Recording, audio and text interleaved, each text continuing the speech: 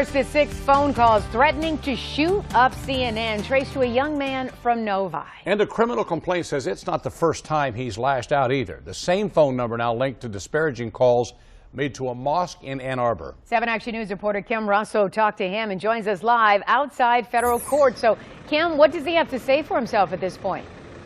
Well, he refused to speak to me in a recorded interview, but he did talk to me on the phone. When I told him I wanted to get his side of the story when it came to the allegations in this complaint, he said he couldn't say a lot, but that he has mental illness, depression specifically, and that he doesn't want to hurt anyone. Still, he is facing very serious charges. This is a copy of the criminal complaint filed in federal court. It describes a pattern of disturbing behavior. It started with a call to the Islamic Center of Ann Arbor in September. A 19-year-old Novi man left an offensive, obscenity-filled message that left worshipers concerned for their safety.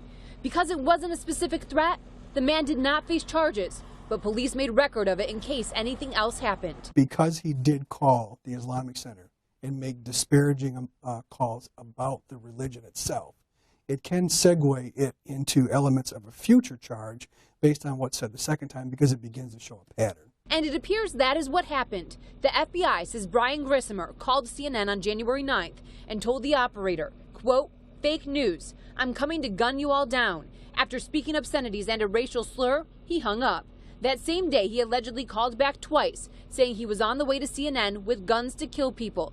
He now is charged with interstate communications with threat to injure and out on $10,000 unsecured bond. It's a paltry bond. The executive director of the Michigan chapter of the Council on American Islamic Relations, Dawood Walid, says he believes the president should acknowledge how his words could potentially inspire such actions. Who's using Trump-type language, calling CNN fake news. Then he calls into a mosque and he makes threats and hateful speech. So 1 + 1 = 2. While cameras are not allowed in federal court, an audio recording of the arraignment was released. The judge ordered the defendant to get mental health help if he wants to remain free. You're to submit to drug testing and treatment as directed by pretrial services, as well as mental health assessment and treatment.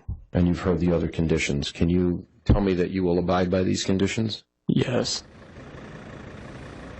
The Islamic Center of Ann Arbor did release a statement saying that this is a reminder that there is no place for hate in our society and that it's up to all of us to make sure our diverse communities remain safe. In the meantime, the defendant is expected back here at federal court next month. In Detroit, Kim Russell, 7 Action News. All right, thank you so much, Kim.